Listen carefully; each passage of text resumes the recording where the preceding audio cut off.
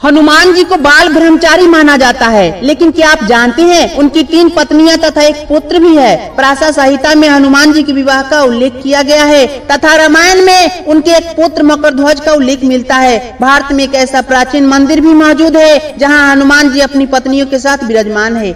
आइए जानते हैं हनुमान जी का विवाह कैसे और किससे हुआ, किस परिस्थिति में हुआ था। भगवान हनुमान जी रामायण के प्रमुख पात्र में से एक हैं। श्री राम जी के परम भक्त हनुमान साहस, चरित्र, भक्ति और सदाचार के आदर्श के प्रतीक है।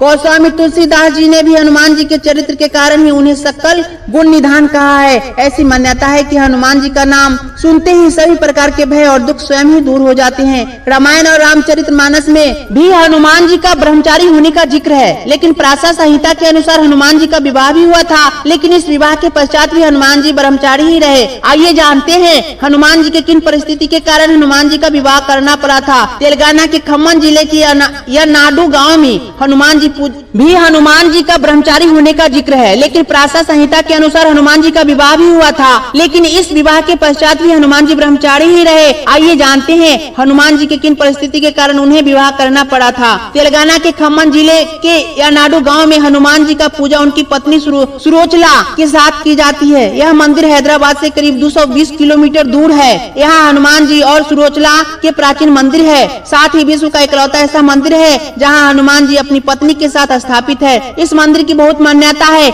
इस मंदिर के दर्शन के लिए लोग दूर दूर से आते हैं। साथ ही ज्येष्ठ शुक्ल दशमी को माता सुरोचला और हनुमान जी की विवाह उत्सव भी मनाया जाता है। बता दें कि हनुमान जी का विवाह विशेष परिस्थिति के कारण हुआ था। इसके पीछे एक रोचक कथा मिलती है। सूर्य हनुमान जी के गुरु हैं, जिनके पास 9 विद्याएं मौजूद हैं। वे अपने 9 विद्याएं का ज्ञान हनुमान जी को देना चाहते थे। 5 विद्याएं तो वे हनुमान जी को सिखा दी, लेकिन जब अन्य 4 की बारी आई तो वे धर्म संकट में फंस गए, क्योंकि ये 4 विद्याएं सिर्फ विवाहित लोगों को ही दी जा सकती थी। इस समस्या के समाधान के लिए सूर्यदेव ने बजरंगबली को विवाह का सुझाव सुरोचला से दिया। सूर्यदेव ने हनुमान जी से कहा, यह कन्या विवाह कर भी तपस्या में लीन हो जाएगी। तब हनुमान जी इस विवाह के लिए मान गए। तब जाकर उनका विवाह सूर्यदेव की तपस्विनी और तेजस्वी पुत्री सुरोचला के साथ हुआ। विवाह करने के बाद भी हनुमान जी ब्रह्मचारी ही रहे। हनुमान जी से विवाह करने के पश्चात भी सुरोचला फिर से तपस्या में लीन हो गई। ठीक ऐसे ही तीनों विवाह हनुमान जी की कठिन परिस्थिति में ही हुआ था। तीनों विवाह के पश्चात भी हनुमान जी ब्रह्मचर्य का ही पालन किया था।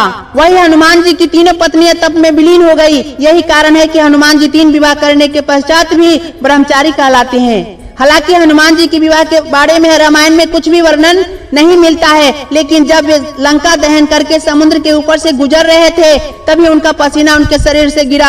वही पसीना को एक मछली अपने मुंह में लोक ली थी, जिससे उनका एक पुत्र हुआ, जिसका नाम मकरध्वज है। वे ग्वालियर में तीनों पत्नियों के साथ एक मंदिर में स्थापित है। यहाँ तक कि उनके पुत्र मकरध्वज की भी प्रतिमा इस मंदिर में है। हनुमान जी की एक पत्नी का नाम सुरोचला था, जो सूर्यदेव की पुत्री थी। हनुमान जी के दूसरे पत्नी का नाम अनंग कुसुमा था, जो वरुण देव की पुत्री थी। हनुमान जी की तीसरी पत्नी का नाम सत्यवती थी, जो रावण की पुत्री थी। हनुमान जी के पत्नी के बारे में तथा उनके पुत्र के बारे में ज्ञान इस वीडियो से आपको प्राप्त हुआ। अगर ये वीडियो आपको अच्छा लगा हो तो हमारे चैनल को सब्सक्राइब कर ले और एक कमेंट कर दे और एक लाइक